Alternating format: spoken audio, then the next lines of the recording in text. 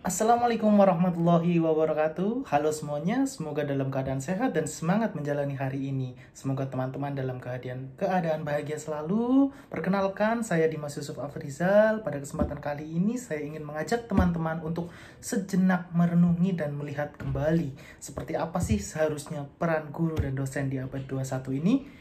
Seperti kita tahu bahwa dunia terus bergerak maju, teknologi yang berkembang sangat cepat, dan cara belajar generasi hari ini sudah jauh berbeda dari generasi sebelumnya. Tentu, lalu apa arti menjadi guru dan dosen yang inovatif di tengah perubahan zaman yang begitu cepat ini? Perlu kita tahu teman-teman, menjadi guru dan dosen hari ini bukan lagi sekedar menyampaikan materi dari buku teks ke papan tulis, kemudian bukan hanya juga membuat soal, kemudian siswa diminta untuk menghafal definisi, rumus, dan sebagainya. Tetapi tugas guru dan dosen saat ini itu lebih dari itu. Kita harus mampu menjadi fasilitator, pembimbing, bahkan inspirator yang bisa menarik semangat belajar dan rasa ingin tahu dan kreativitas peserta didik.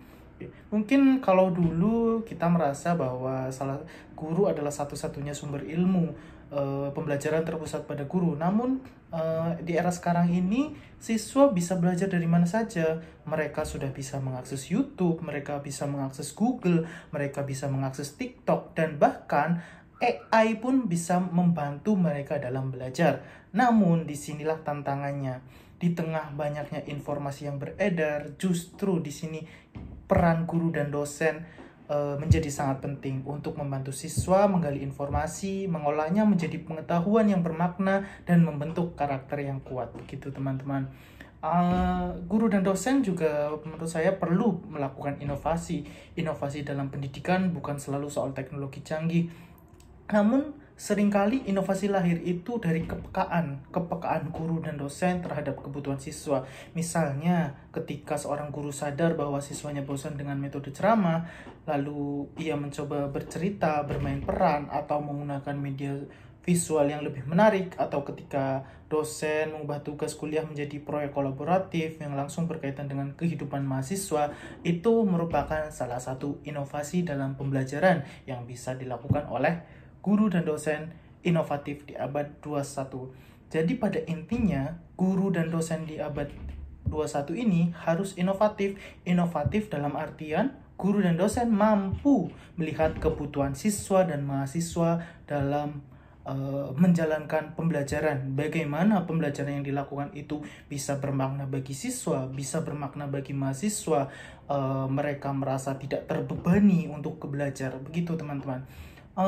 Saya sendiri pernah melihat bagaimana guru-guru di daerah itu mencoba menggabungkan pelajaran bahasa Indonesia dengan potensi-potensi di lokal, potensi-potensi kebudayaan lokal sekitar daerah tersebut, seperti tentang makanan khas, kemudian tentang kebudayaan yang ada di situ. Mungkin bagi guru bahasa Indonesia itu adalah sebuah peluang untuk bisa berinovasi.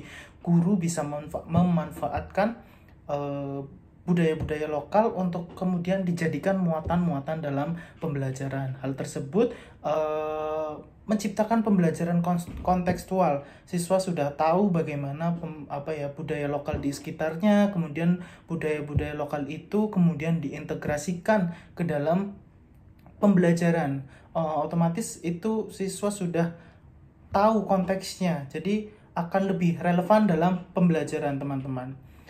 Menjadi guru dan dosen inovatif juga berarti terbuka untuk belajar teman-teman. Guru dan dosen itu harus bisa menyesuaikan cara-cara lama untuk menghadapi tantangan baru. Kita perlu membaca, berdiskusi, kemudian mungkin kita juga harus tidak malu untuk belajar kepada siswa kita sendiri, karena kadang justru dari mereka itu kita tahu tentang tren-tren terbaru atau apa yang sedang viral untuk menjadikan pembelajaran atau cara-cara pembelajaran baru yang lebih efektif teman-teman. Dalam berinovasi tentu tidak selalu mudah, ada banyak keterbatasan yang menjadi tantangan, fasilitas yang minim, waktu belajar yang terbatas, atau bahkan sistem yang belum mendukung. Tetapi inovasi tidak harus besar. inovasi sekecil apapun tetaplah inovasi. Langkah kecil yang dilakukan dengan konsisten dan penuh niat baik tentu akan membawa perubahan besar dalam jangka panjang, teman-teman.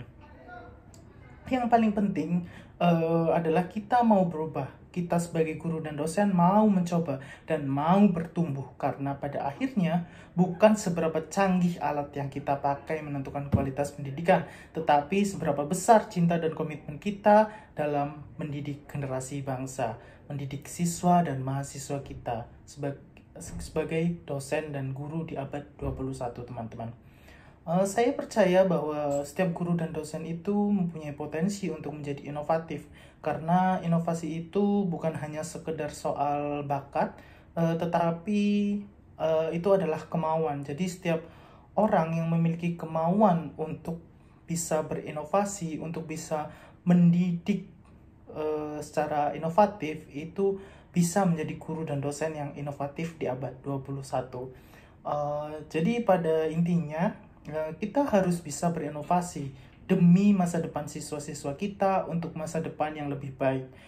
Terima kasih teman-teman telah menonton video ini. Mungkin nanti teman-teman bisa sharing-sharing pengalaman teman-teman menjadi guru dan dosen di abad 21, atau mungkin teman-teman bisa menceritakan inovasi-inovasi yang telah teman-teman lakukan.